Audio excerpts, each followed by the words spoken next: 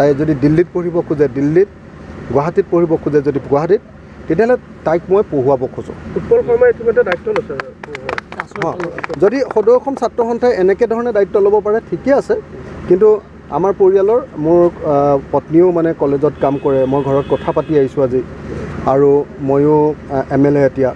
গতিকে আমি যদি ইচ্ছা কৰে মোৰ ল'ৰাটোৰ নিচিনাকৈ মই পঢ়ুৱাব খোজোঁ। যদি গাঁৱৰ মানুহে বিচাৰে আৰু পৰিয়ালৰ মানুহে বিচাৰে, তেতিয়াহ'লে তাইক মই দিল্লীত পঢ়িব খোজে, অন্য ক'ৰবাত পঢ়িব খোজে, য'তে পঢ়িব খোজে, আৰু দৰকাৰ হ'লে মই একদম PhD কৰালৈকে তাইক মানে একদম মানে MA পাছ কৰা, তাৰপিছত PhD কৰালৈকে বা MSc বা PhD কৰালৈকে সমস্ত মই দায়িত্ব ল'ব খোজোঁ।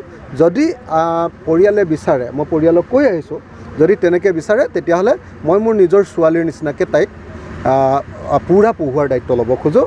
আৰু পঢ়ুৱাই নহয়, গোটেই জীৱনৰ তাই মই দায়িত্ব ল'ব খোজোঁ। মই আজি মানে এই কথাবিলাক ক'ব খোজা নাই, কাৰণ মই যিখন গাঁৱলৈ আহিছোঁ সেই গাঁওখনক লৈ কোনেও পলিটিক্স নকৰক, এই ঘটনাটোক লৈ কোনেও পলিটিক্স নকৰক।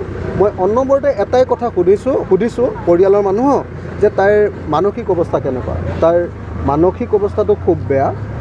পৰিয়ালৰ মানুহে কৈছে যে শাৰীৰিক অৱস্থা তাই ঠিকেই আছে এতিয়া, কিন্তু মানসিক অৱস্থা অত্যন্ত বেয়া।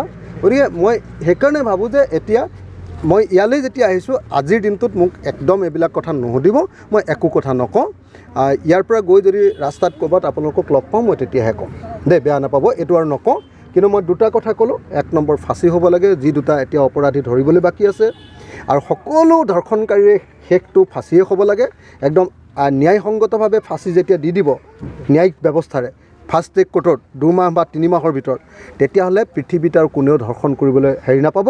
আৰু আটাইতকৈ ডাঙৰ কথা, এই গাঁওখন আমাৰ বৰভেটিৰ গাঁওখনক বচাবৰ কাৰণে, এই গাঁওটি অঞ্চলত যিটো সমস্যা হৈছে ৰাইজৰ, তাৰ কাৰণে 2টা পুলিচৰ কেম্প লাগে। ইয়াতে 2টা পুলিচৰ কেম্প লাগে। এই 2টা পুলিচৰ কেম্পৰ কাৰণে মই কাইলৈ অসম বিধানসভাত মই ক'ম যে ইয়াতে 2টা পুলিচৰ কেম্প লাগে।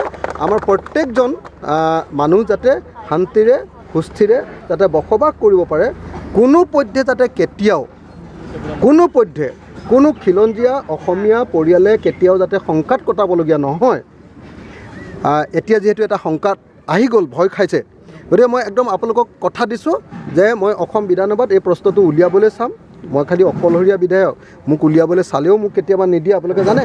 তথাপি মই চেষ্টা কৰিম যিকোনো প্ৰকাৰে মই ইয়াতে যাতে পুলিচৰ কেম্প দিয়া হয়, তাৰ কাৰণে মই বিধানসভাত উলিয়াম। আৰু যদি বিধানসভাত কেনেবাকৈ মই উলিয়াব নোৱাৰোগৈ, তেতিয়াহ'লে দৰকাৰ হ'লে অসমৰ মুখ্যমন্ত্ৰীক লগ ধৰি হ'লেও মই ইয়াত 2টা কেম্প দিবৰ কাৰণে ব্যৱস্থা গ্ৰহণ কৰিবৰ কাৰণে আগভাগ ল'ম।